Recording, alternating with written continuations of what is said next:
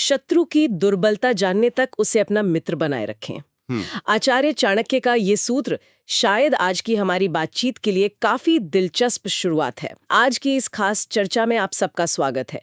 आज हम the print में छपे एक विश्लेषण पर थोड़ी गहराई से बात करेंगे। ये विश्लेषण पाकिस्तान की भारत के प्रति रणनीति पर है और खास तौर पर हम पाकिस्तानी सेना प्रमुख आसिम मुनीर के उस बयान को देखेंगे जिसमें उन्होंने पाकिस्तान की तुलना एक डंपर ट्रक से और भारत की एक मर्सिडीज से की थी। ये विषय यूपीएससी की तैयारी करने वालों के लिए, मतलब मेंस और प्रीलिम्स दोनों के लिहाज से काफी अहम हो सकता है। और वैसे भी आम लोगों को भी इससे हमारे क्षेत्र की जो भू राजनीति है उसकी उलझनों को समझने में थोड़ी मदद मिलेगी। तो आज हमारा मकसद क्या है? हम इस विश्लेषण को थोड़ा क्रिटिकली देखेंगे, है ना? ये समझने की कोशिश करेंगे कि जनरल मुनीर की ये सोच आखिर है क्या, इसके पीछे क्या रणनीति हो सकती है और भारत के लिए इसके क्या मायने हैं। देखिए, अक्सर होता है कि पाकिस्तान से जुड़ी खबरों पर एक झुंझुलाहट सी होती है या शायद लगता है कि अरे छोड़ो, लेकिन क्या इसे नजरअंदाज करना ठीक होगा रणनीतिक तौर पर? चलिए इसको थोड़ा और समझते हैं। पहली नजर में देखें तो मुनीर का ये डंपर ट्रक बनाम मर्सिडीज वाला बयान, वो ऐसा लगता है जैसे कोई अपनी हीन भावना दिखा रहा हो या शायद भारत की तरक्की से जल रहा हो। पर क्या ये इतना ही सीधा है? जिस विश्लेषण पर हम बात कर रहे हैं वो हमें थोड़ा और गहराई में जाने को कहता है। हाँ, इस विश्लेषण का एक बहुत जरूरी पॉइंट ये है कि आसिम मुनीर को सिर्फ एक व्यक्ति की तरह नहीं देखना चाहिए। उन्हें पाकिस्तानी सेना की जो पूरी सोच है, जो मानसिकता है, उसका प्रतीक मानना चाहिए। अब सवाल यह है कि भाई उनकी बातों को गंभीरता से क्यों लें, भले ही वो थोड़ी बढ़ा चढ़ाकर कही गई लगे या अजीब सी लगे। तो लेख लिखने वाले का तर्क ये है कि मुनीर की जो बात शायद उनकी कमजोरी लगती है, मतलब बड़ी बड़ी बातें करना, असल में वही उनके इरादों को सामने ला देती हैं। और ये भी दिलचस्प है कि कैसे विश्लेषण मुनीर की तुलना पिछले सैन्य शासकों से करता है, जैसे अयूब खान, याह्या खान, जियाउल हक, परवेज मुशर्रफ। कहा जाता है कि वो लोग अक्सर शांति की बात करते थे पर करते कुछ और थे। मुनीर के बारे में कहा जा रहा है कि उन्होंने शुरू से ही अपने इरादे ज्यादा खुलकर दिखाए हैं। तो फिर उनके इस डंपर ट्रक वाले रूपक का असली मतलब क्या है? हाँ, ये बात सही है। अब भारत में ज्यादातर लोगों ने इसे ऐसे ही समझा कि पाकिस्तान निराश है, हताश है और वो हम तो डूबेंगे सनम वाली सोच है। मतलब एक आम राय यही बनी कि मुनीर अपनी और पाकिस्तान की कमजोर हालत मान रहे हैं और भारत की कामयाबी से जल रहे हैं।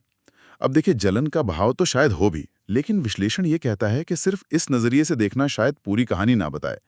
यहाँ एक दिलचस्प बात है जिसका जिक्र विश्लेषण में है, वो इस रूपक पर थोड़ी अलग रोशनी डालती है। बताया गया है कि पाकिस्तान के जो आंतरिक मंत्री हैं मोहसिन नकवी, उन्होंने एक किस्सा सुनाया था। वो ये कि सऊदी अरब के विदेश राज्य मंत्री भारत आए थे और लौटते हुए इस्लामाबाद रुके, तो नकवी उन्हें जनरल मुनीर से मिलवाने ले गए। बातचीत में जब नकवी ने मुनीर को चेताया कि भाई भारत और सख्त हो सकता है, तो मुनीर ने कथित तौर पर वही डंपर ट्रक बनाम मर्सिडीज वाला जवाब दिया।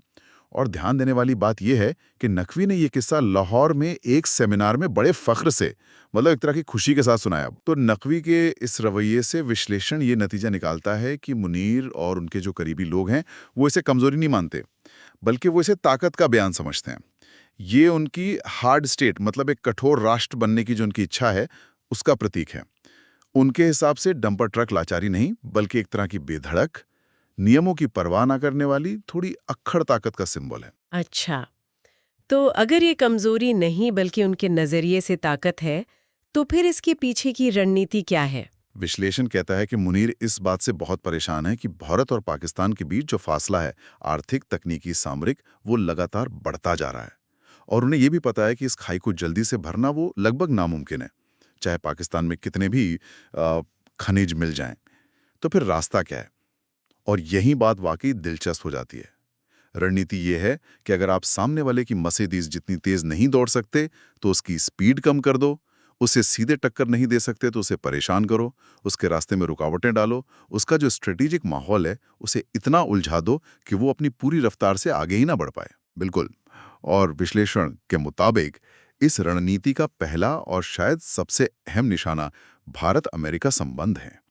ये वही रिश्ता है जिसे पिछले लगभग 2.5 दशकों से दोनों देशों के बड़े नेता लगातार कहते आए हैं कि ये 21वीं सदी का सबसे जरूरी, सबसे निर्णायक ग्लोबल रिश्ता है।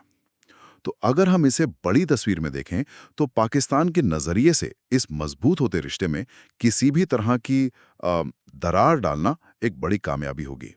हाँ, विश्लेषण ये तर्क देता है कि पाकिस्तान ने, और ख़ास तौर पर जनरल मुनीर के नेतृत्व में, डोनाल्ड ट्रंप के कार्यकाल के दौरान उनके व्यक्तित्व की कुछ खास बातों का बड़ी चालाकी से इस्तेमाल करने की कोशिश की।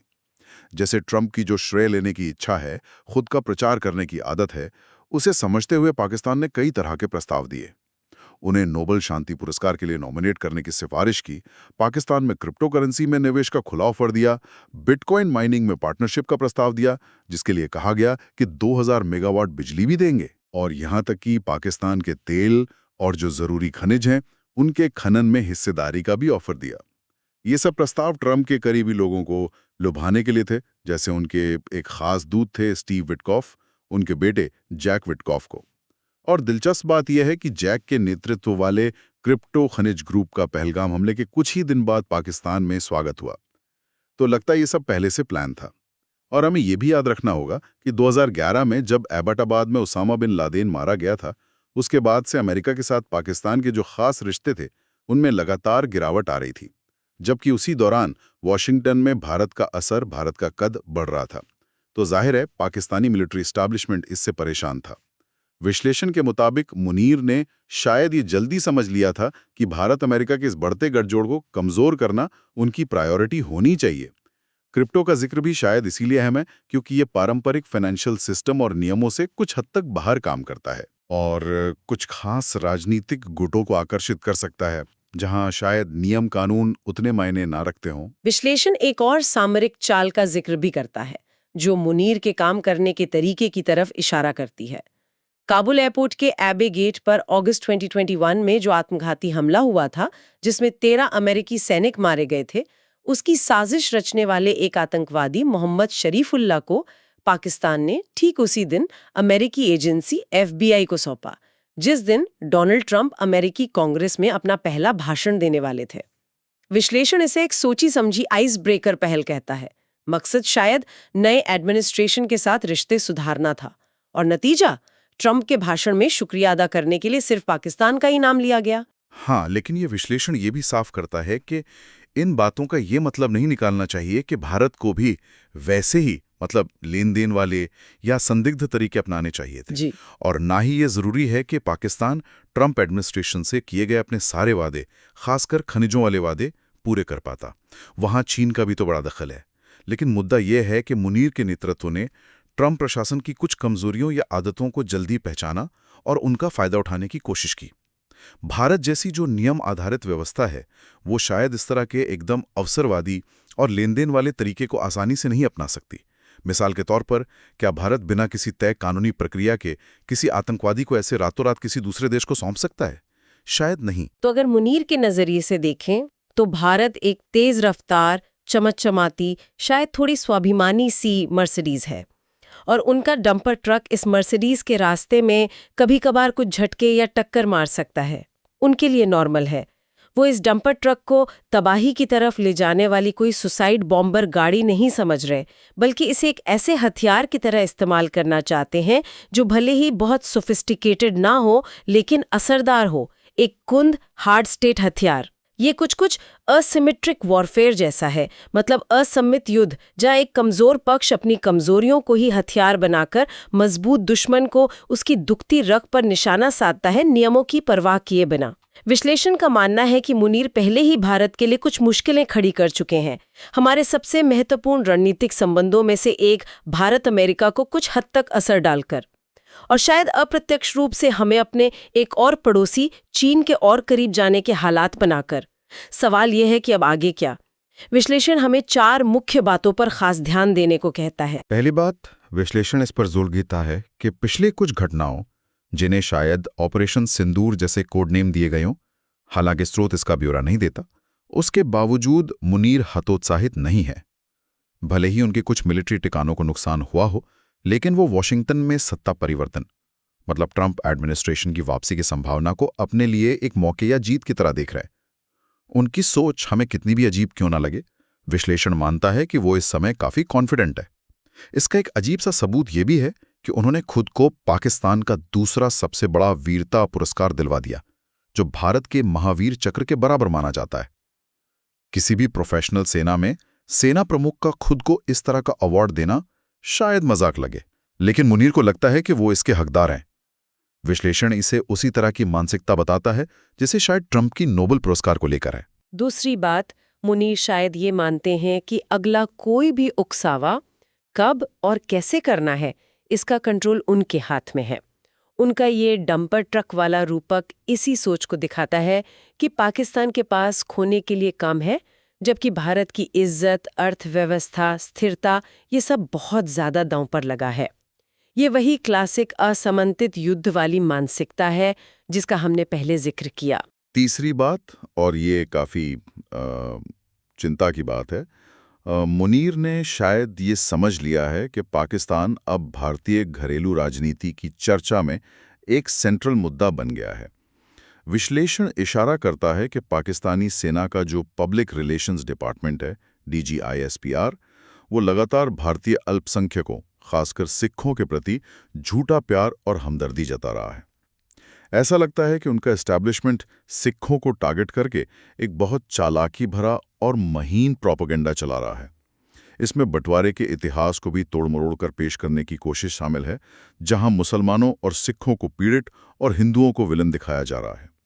जाहिर है, इसका मकसद भारत के अंदरूनी सामाजिक ताने बाने में दरारें पैदा करना और उन्हें गहरा करना है। और चौथी, शायद सबसे महत्वपूर्ण बात, पिछले कुछ दशकों में भारत में एक आम सोच बन गई थी कि भाई हमने पाकिस्तान को आर्थिक और सामरिक रूप से इतना पीछे छोड़ दिया है कि अब वो हमारे लिए कोई बड़ी चुनौती नहीं रहा, कि अब हमें उसके बारे में ज़्यादा सोचने की ज़रूरत नहीं है। विश्लेषण जोर देकर कहता है कि इस आत्मसंतोष की भावना को अब छोड़ना होगा। पाकिस्तान हमारी स्ट्रेटेजिक कैलकुलेशंस में, हमारी विदेश नीति की चुनौतियों में और दुर्भाग्य से शायद हमारी घरेलू राजनीति में भी वापस आ गया है। आगे की चुनौती सिर्फ बॉर्डर पर या मिलिट्री लेवल पर नहीं है, बल्कि ये डिप्लोमैटिक, इकोनॉमिक और घरेलू मोर्चों पर भी है। हमें एक मर्सिडीज की तरह अपनी शान, रफ्तार और लचीलेपन के साथ आगे बढ़ते रहना है, लेकिन अगर रास्ते में बार बार डंपर ट्रक आता है तो हमें उससे निपटने की काबिलियत और रणनीति भी बनानी होगी। तो इस सब का मतलब क्या है? संक्षेप में कहें तो ये विश्लेषण हमें पाकिस्तान को लेकर किसी भी तरह की उदासीनता, बोरियत या झुंझुलाहट के प्रति सावधान करता है।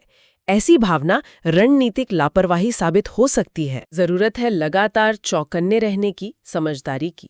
भारत को अपनी तरक्की के रास्ते पर मजबूती से चलना है, लेकिन साथ ही इस डंपर ट्रक वाली सोच से पैदा होने वाली जो मल्टी डायमेंशनल चुनौतियां हैं, उनका सामना करने के लिए भी पूरी तरह तैयार रहना होगा। बिल्कुल। और जैसा कि कहा गया, ये चुनौती सिर्फ मिलिट्री नहीं है, ये कूटनीतिक है, आर्थिक है, भारत के अंदरूनी मामलों से जुड़ी है और हाँ, मिलिट्री भी है। इसलिए सिर्फ मिलिट्री जवाबों के बारे में सोचना काफी नहीं होगा। हमें एक ज्यादा बारीक, ज्यादा फैली हुई समझ बनानी होगी। ये एक अहम सवाल खड़ा करता है। इस बदलती हुई या शायद पहले से मौजूद लेकिन अब ज्यादा साफ हकीकत को देखते हुए भारत की लॉन्ग टर्म रणनीति क्या होनी चाहिए? सिर्फ हरकतों पर रिएक्ट करना शायद काफी न हो। हमें एक ज्यादा प्रोएक्टिव, दूरदर्शी और मल्टी लेयर्ड रणनीति की जरूरत होगी। तो सार यह है कि द प्रिंट का ये विश्लेषण कहता है कि जनरल मुनीर का डंपर ट्रक वाला बयान सिर्फ बयानबाजी नहीं है, बल्कि ये भारत की रफ्तार को धीमा करने की एक सोची समझी, भले ही थोड़ी भद्दी सी रणनीति का हिस्सा हो सकता है। ये रणनीति बड़े अंतर्राष्ट्रीय रिश्तों जैसे भारत अमेरिका रिश्ते को निशाना बना सकती है और भारत के अंदरूनी कमजोरियों का फायदा उठाने पर फोकस कर सकती है। इसे हल्के में लेना खतरनाक हो सकता है। और यहाँ हम सुनने वालों के लिए एक सवाल छोड़ जाते हैं जो इसी विश्लेषण से जुड़ा है। ये देखते हुए कि ये डंपर ट्रक रणनीति कमजोरियों का फायदा उठाने और टकराव पैदा करने पर आधारित लगती है, तो भविष्य में रणनीतिक संबंधों या घरेलू राजनीति के अलावा और कौन सी संभावित कमजोरियां इस नजरिए का निशाना बन सकती हैं? क्या ये हमारी कुछ आर्थिक निर्भरताएं हो सकती हैं, या शायद टेक्नोलॉजी के क्षेत्र में कोई कमी, या फिर समाज के अंदर मौजूद दूसरे बंटवारे? इस पर सोचना जरूरी है। यूपीएससी की तैयारी कर रहे उम्मीदवारों और करंट अफेयर्स में रुचि रखने वाले सभी सुनने वालों के लिए ये टॉपिक वाकई बहुत महत्वपूर्ण है। ये international relations, internal security, Bharat की विदेश नीति, जैसे जीएस पेपर के कई हिस्सों को छूता है। अगर आपके मन में इस विश्लेषण को लेकर कोई सवाल है या आप इसके किसी खास पहलू पर और बात करना चाहते हैं तो नीचे कमेंट सेक्शन में हमें ज़रूर बताएं। इस तरह की और गहरी जानकारी भरी चर्चाओं के लिए हमें लाइक और सब्सक्राइब करना ना भूलें। अगली बार फिर मिलेंगे एक नए विषय पर गहन बातचीत करने के लिए।